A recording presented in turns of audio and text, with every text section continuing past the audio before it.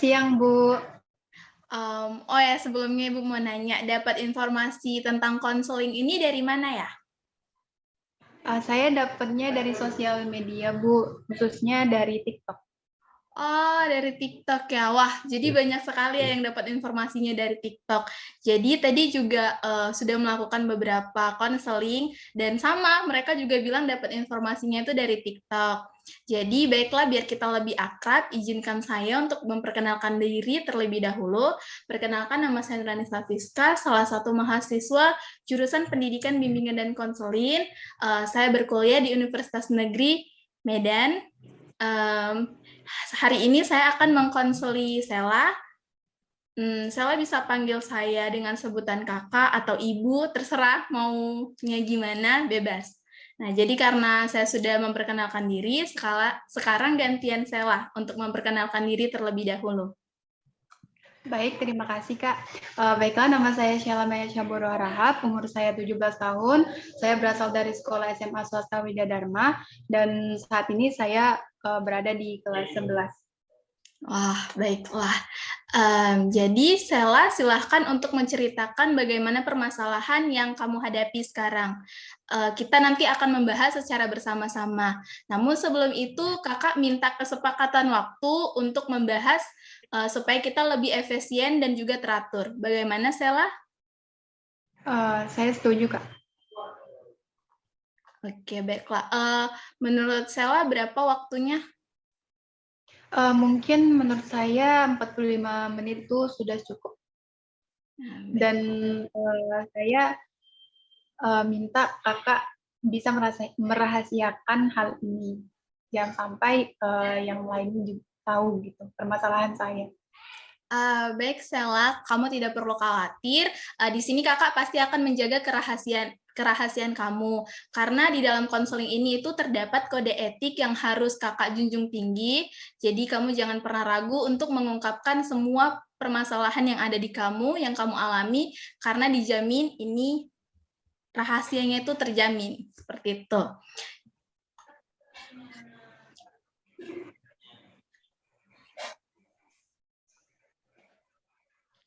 Baiklah, kalau begitu silahkan Sela untuk menceritakan ceritanya, apa permasalahannya. Baiklah, terima kasih atas kesempatannya, Kak.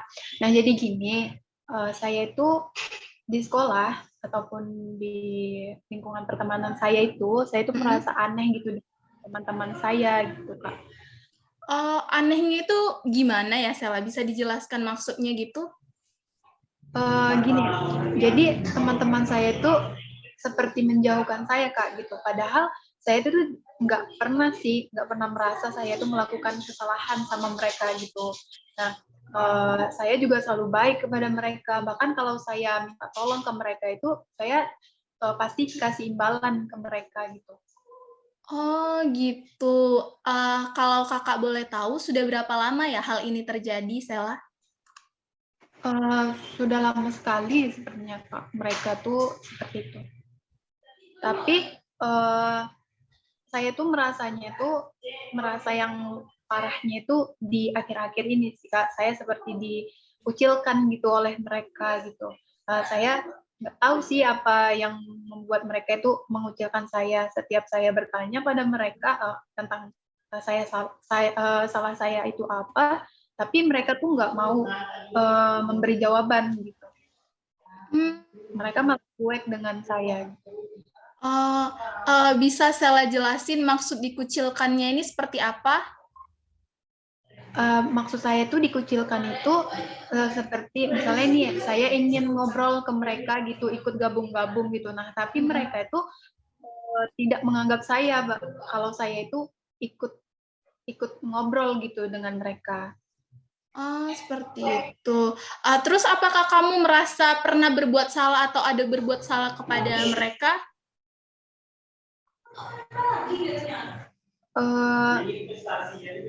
Saya rasa nggak ada sih, Kak.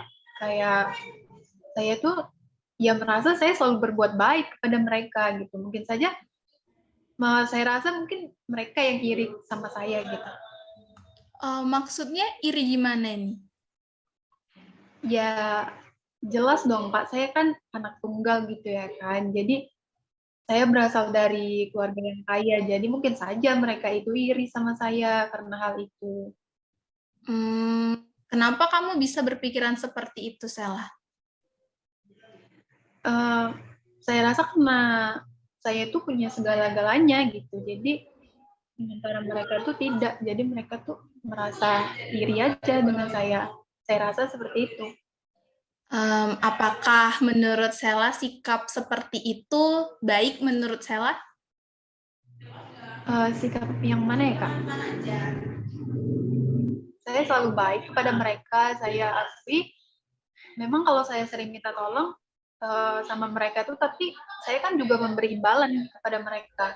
Jadi menurut saya, ya saya baik aja ke mereka gitu. Balance. Nah, gitu sikap yang seperti itu yang kakak maksud. Bagaimana cara kamu minta tolong ke mereka? Maksudnya Kak? Maksud kakak gini, coba kamu peragakan pada kakak bagaimana biasanya kamu minta tolong kepada mereka, teman-teman kamu. Coba diperagain. Oh, ya biasalah Kak, seperti gini kalau ada yang mau memfotokopi makalah gitu kan. Nah, saya bilang sama mereka, sekalian ya fotokopikan saya untuk saya satu seperti itu. Itu kan hal yang biasa ya minta tolong. Tapi ya saya ngatainnya sekalian ya, kan itu hal yang biasa gitu untuk anak SMA gitu kan Kak. Terus saya juga suka minta tolong pada kawan-kawan saya itu untuk membawakan tas saya. Nah, saya bilang ke mereka gitu, tolong bawakan tas saya gitu. Itu kan udah hal yang biasa gitu. Tapi saya nggak hanya minta tolong ke mereka, saya juga ngasih imbalan setelah itu gitu. Seperti saya traktir mereka gitu untuk makan siang di sekolah. Apakah seperti itu yang kamu maksud dengan minta tolong, Sela? Menurut saya iya Kak, karena di rumah juga setiap saya minta tolong, saya itu selalu, maksudnya selalu nggak ditegur yang gimana-gimana, karena itu hal yang biasa gitu kan Kak. Maksud kakak, apakah minta tolong tanpa kata tolong itu bisa dikatakan sebagai permintaan bantuan? Tapi biasanya di rumah saya juga minta tolong seperti itu gitu Kak. Tidak ada yang protes juga kok. Jadi gini, coba Sela bayangkan seandainya Sela nih dimintai tolong oleh teman-temannya Sela atau orang lain gitu kan. Nah, orang lain tersebut ini misalnya ingin minta bantuan, ingin minta tolong sama Sela untuk membawakan tasnya. Lalu orang tersebut itu bilangnya gini ke Sela, Sela bawain tas aku dong. Nah, gitu. Nah, apakah Sela akan mau menolongnya? Enggak sih Kak. Saya mungkin akan berpikir berkali-kali untuk menolongnya. Walaupun dia itu sahabat saya sendiri.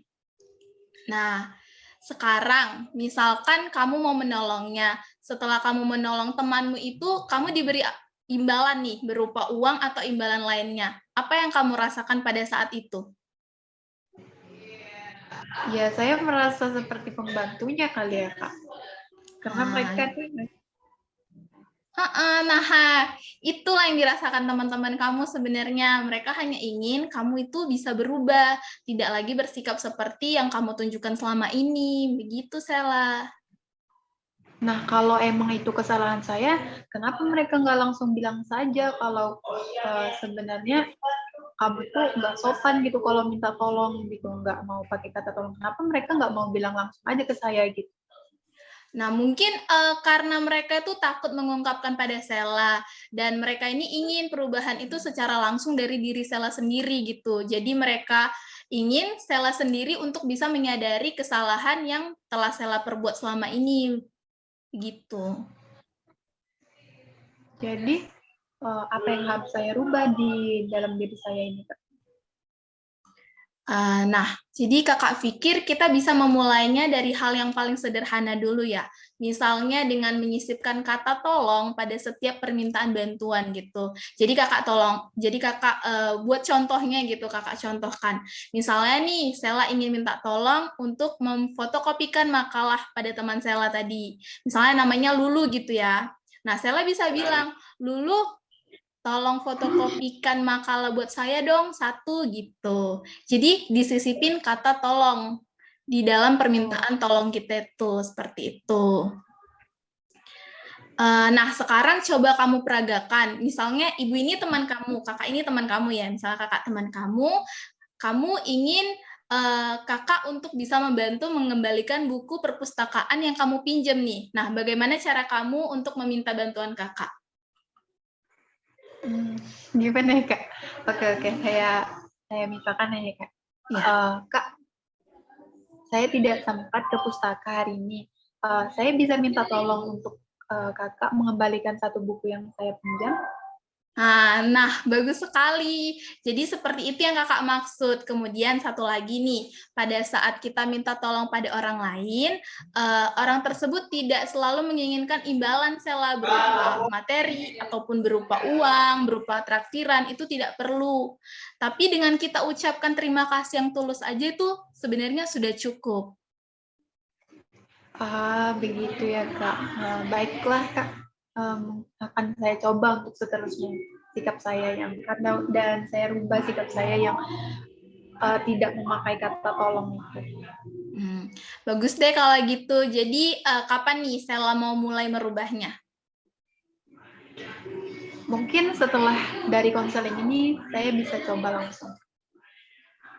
Jika saya ingin minta tolong kepada teman saya atau ibu saya atau lingkungan atau teman-teman yang ada di lingkungan saya, mungkin saya akan menggunakan yang seperti tadi saya contohkan, yang dicontohkan oleh kakak juga. Oh, baiklah. Jadi kakak tunggu nanti bagaimana perubahan dari Selanya. Nah, sekarang bagaimana perasaan Sela setelah mengikuti konseling pada siang hari ini? Gimana Kak? Jadi kakak mau nanya perasaan Sela setelah mengikuti konseling pada siang hari ini. Perasaannya gimana? Mungkin saya udah lebih bisa introspeksi diri gitu ya Kak, udah lumayan gitu. Meskipun saya tuh belum mencobanya secara langsung pada teman-teman saya. Mungkin saya juga akan minta maaf juga kepada teman-teman saya yang udah saya rugikan gitu. Maksudnya udah saya sepelekan, saya nggak mau minta tidak berkata tolong saat saya meminta tolong kepada mereka. Oke, baiklah. Jadi kapan nih kita bisa bertemu lagi untuk membicarakan perubahan yang sudah Sela lakukan? Mungkin minggu depan saja, Kak. Boleh tahu tepatnya kapan untuk harinya? Hari Senin aja, Kak. Jamnya sama aja mungkin. Baiklah, jadi kakak tunggu kamu minggu depan di sini. Dan juga terima kasih sudah mau bergabung di kegiatan kakak ini, konselingnya. Baik, terima kasih kembali, Kak. Ya, terima kasih.